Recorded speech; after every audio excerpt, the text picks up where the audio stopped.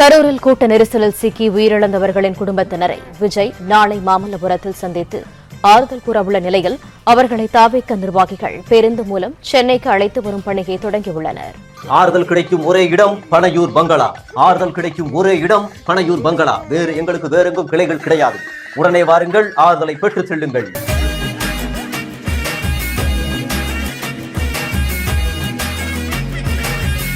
செத்து போன குடும்பத்தெல்லாம் பனையூருக்கு வா. அப்ப தேர்தலை எல்லாம் ஓட்டு போட்டு நீங்க வெளியே இங்க வந்து போடுன்னு சொல்லியா?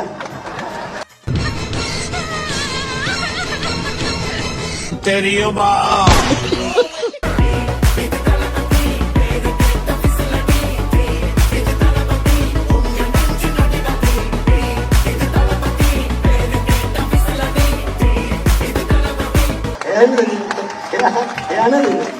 அன்னையார் கூட பஞ்சாயத்துக்கு வருவார். பனையூர் பஞ்சாயத்து என் வீட்டுலதான் ஆரம்பத்துக்கே வரமாட்டேன்.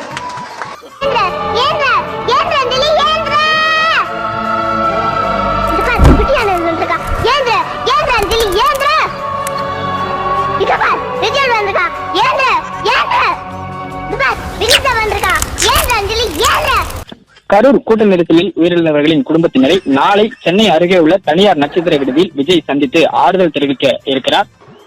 அறிஞர் அண்ணா அவர்கள் சொன்ன ஒரு விஷயத்தை இங்க நான் சொல்லணும்னு ஆசைப்படுறேன். மக்களிடம் செல், மக்களிடம் இருந்து கற்றுக்கொள், மக்களுடன் வாழ், மக்களுடன் சேர்ந்து திட்டமிடு, மக்களை நேசி, மக்களுக்காக சேவை செய்.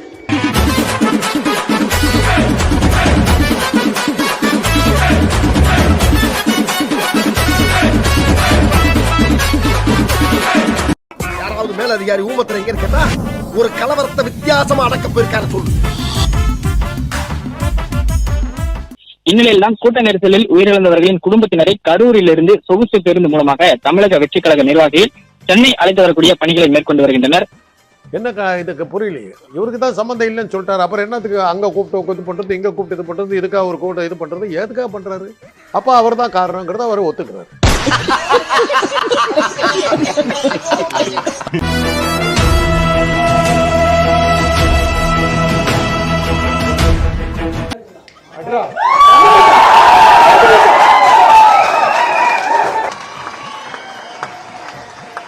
ஆலமரத்துக்கே வரமாட்டேன்.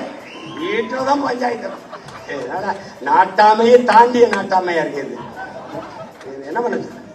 பழைய கிழிஞ்ச புடவைங்க, பழைய கிழிஞ்ச அங்க வஸ்திரங்க, பழைய கிழிஞ்ச பட்டு புடவைங்க, எதுவும் 4-3 கிழிஞ்சிருக்கான்னு பயப்படப்படாதீங்க. எங்க கிட்ட வாங்க, நல்ல முறையில் ஆறுதல் கொடுப்போம், வாங்கிட்டு போய்கிட்டே இருங்க. வாங்கம்மா வாங்க, வாங்கம்மா வாங்க, பனையூருக்கு வாங்க. உங்களுக்கு ஆறுதல் வேணுமா? பனையூருக்கு வாங்க.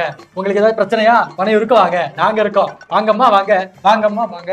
தமிழ்நாட்டில் நித்யானந்தாவுக்கு பிறகு இவ்வளவு காலம் தலைமறைவாக இருக்கக்கூடிய நபர் விஜயா தான் இருப்பாருன்னு நினைக்கிறேன். அவர் தான் தலைமறைவாக இருந்து கொண்டு வீடியோ மூலமா பேசிட்டு இருப்பாரு. இவரும் தலைமறைவாக இருந்து வீடியோ மூலமா பேசுவார். அவர்கிட்ட கேட்டா அவர் என்ன சொல்லுவாரு? நான் கைலாசால இருக்கேன்னு பாரு. இவர்கிட்ட கேட்டா நான் ஆபீஸ்ல இருக்கேன்னு சொல்லுவாரு. இது என்ன நடக்குது அப்படின்னே புரியல. காலை 9:20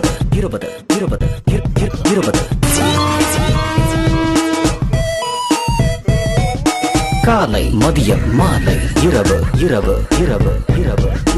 காலை மதியம் மாலை இரவு. ஒரே வீடு, ஒவ்வொரு நாளும் மர்மம். சினிமாவில் கூட செய்யாத வித்தியாசமான கதாபாத்திரங்களில் விஜய். என்னதான் நடக்கிறது பனையூர் வீட்டில்? துக்குச்சுக்கு பைத்தியம் பாஸ். மறைச்சிருங்க தாயம்மா, இப்ப என்னால வர முடியாது. ஏமா? குக்கர்ல சாதம் வச்சிருக்கேன், 3 விசில் அடிச்சாதான் என்னால வர முடியும். ஐயோ, சோறு வச்சிருக்காங்களா? என் பையனை யாரு காப்பாத்துவாங்க? யாரு காப்பாத்துவாங்க? தாயம்மா, 3 விசில் வந்துச்சு. இப்ப வாங்க டீச்சர். சாதம் வெந்திருக்குமாப்பா? அது கொஞ்சம் போயிருக்குமா? நீங்க வாங்கம்மா. எதுக்கு நம்ம உட்கார்ந்துட்டு ஆன்லைன்ல பேசுறது? எனக்கு என்னமோ நம்ம பிரைவேட்டா ஒரு பேசாம ஐடி விங்ஸ்ல, டிவிக்கு ஐடி விங்ஸ் நம்ம கிரியேட் பண்ணணும்னு நான் நினைக்கிறேன். எனக்கு என்னமோ அப்படிதான் என் மென்டாலிட்டி தோணுது.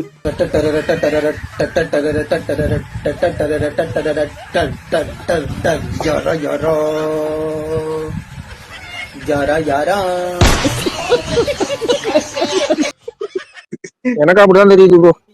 ப்ரோ மேனேஜ் பண்றது கஷ்டம். இல்ல பண்ணுவோமே.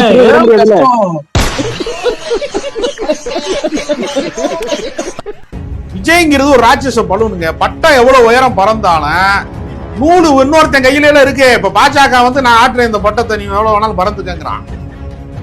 அதிமுக காரன் சொல்றான் நான் நூலை பிடிச்சி நான் வேணா. பாவண்டா அவனை விடாதீடா. நீ கவலைப்படு ப்ரோ, நாங்க உன் கூட இல்ல. விடு ப்ரோ, அவங்க கிடக்குறாங்க. என் ஃபுல் சப்போர்ட் அவங்களுக்கு தான். இதுவும் கடந்து போகாது. என்னால முடியாதுன்னு யாராவது சொன்னா நீ நம்ப வேண்டியது ஒன்னும் இல்ல அவங்கள. உனக்கு ஒண்ணுனா நாங்க சும்மா விட்டுருவோம் ப்ரோ. பயப்படாதன்பா, எல்லாம் ஒரு நாள் மாறாது. விடாமுயற்சி விஸ்வரூப தோல்வி. இவனுங்க கிடக்குறானுங்க, நீ அழு ப்ரோ. மனசை தளர விடு ப்ரோ, எல்லாம் கெட்டதா. சில வீசுல 5 இன்ச்சு உள்ள போகுது பாரு.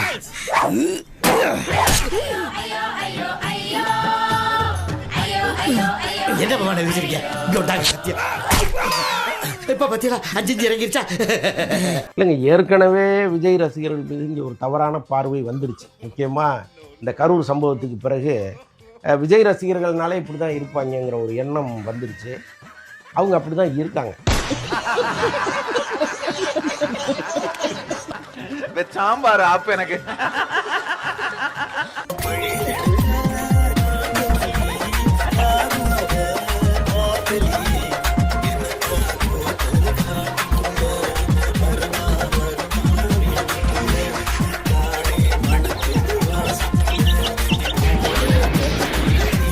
நானே முட்டை போட்டு 22 நாள் அழகாத்து குஞ்சு பொரிச்சிட்டேன். அப்படி 25 நாள் வீட்டுக்குள்ள எத்தாண்டா அழகாத்துற. ஏற்கனவே உங்களை பனையூர் பண்ணையார்னு ஓட்டிக்கிட்டு இருக்காங்க. பாதிக்கப்பட்ட வெள்ளத்தால் மக்கள் பாதிக்கப்பட்டாலும் பனையூருக்கு வந்து ஆறுதலை வாங்கிட்டு போண்டி இருக்குது. நல்லா படிச்சு மார்க் எடுத்த பிள்ளைகளும் உங்களை தேடி வந்துதான் வாங்கிட்டு போண்டி இருக்கு. வாழ்த்துக்களை. நீங்க என்னங்க வீட்டை விட்டே வெளியில வர மாட்டேங்கிறீங்க? இந்த சின்ன தம்பி படத்துல அந்த குஷ்புவை வீட்டுக்குள்ளே வச்சு வளர்ப்பாங்க, அண்ணன் தம்பி 4 பேர். அது மாதிரி சின்ன தம்பி படத்துக்கு குஷ்பு மாதிரி ஆயிட்டாரா விஜய் அப்படின்னு பலரும் சமூக வலைதளங்கள்ல கலாய்க்க ஆரம்பிச்சிட்டாங்க. நந்தினி வீட்டை விட்டு வெளியே வர மாட்டா. இனிமே நம்ம தங்கச்சி பள்ளிக்கூடத்துக்கு போக மாட்டா. அதனாலதான் பள்ளிக்கூடத்தை இங்க கொண்டு வந்துட்டேன். உள்ளபடியே விஜய்க்கு மனிதாபிமானம் இருந்ததுன்னா 41 பேர் செத்து போனாங்க. 2 குடும்பங்களை அவர் விட்டுறாரு. ஏன்னா அந்த 2 குடும்பங்களின் சார்பா அவங்க பேர்ல இவங்க வந்து உச்ச நீதிமன்றத்துல பெட்டிஷன் போட்டாங்க இல்லையா, வழக்கு போட்டாங்க இல்லையா. அவங்க 2 பேரும் சொன்னாங்க எங்களுக்கு அந்த வழக்கு சம்மந்தம் இருக்கு, எங்களுக்கு தெரியவே தெரியாதுன்னாங்க. அந்த 2 குடும்பங்களுக்கும் குறிப்பாத்து என்ன பண்றாங்க, அந்த 20 லட்சத்தை அனுப்புவேன். இதுக்கெல்லாம் பேர் எனக்கு தெரியுமா? இப்ப விஜய்க்கு ஆலோசகரா மீம்ஸ் பாத்தீங்களா? போவீங்களா? கூப்பிட்டா அழைத்தால் செல்வேன். நான் இப்போதே நிகழ்ச்சி வழியாக ஆலோசனை தான் சொல்லிக் கொண்டிருக்கிறேன்.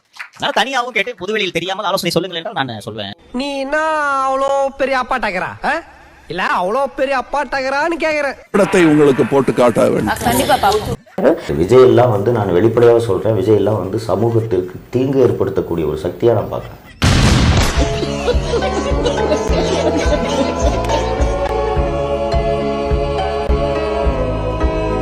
சின்ன பசங்க அவங்க விஜய் ரசிகர்கள்லாம். அவங்க இப்படி பிரெயின் வாஷ் பண்றது விஜய் கண்டிச்சிருக்க வேண்டாமா? அதுதானே சமூக பொறுப்புள்ள ஒரு மனிதனாக இருக்க முடியும். அவனுக்கு அவன் குஞ்சு பண்ணி பிடிச்சா ஒழுங்கா ஒண்ணு கடிக்க தெரியாதியா? பொடி பைய போயப்பா. இந்த விஜய்க்கு வந்து ஒரு வேஷம் போட்டுக்கிட்டு தன் அரசியல்வாதியை காட்டிக்கணும்னு ஆசை.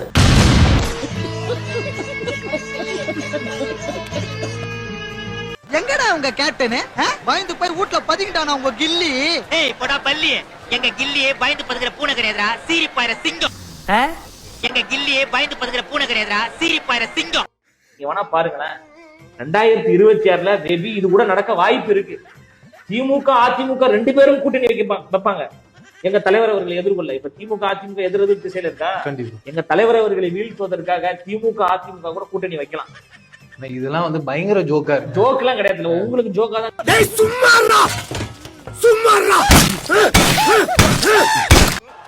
நம்ம அரசியலுக்கு வர்றதுக்கு முன்னாடி ஃபிளாஷ்பேக்.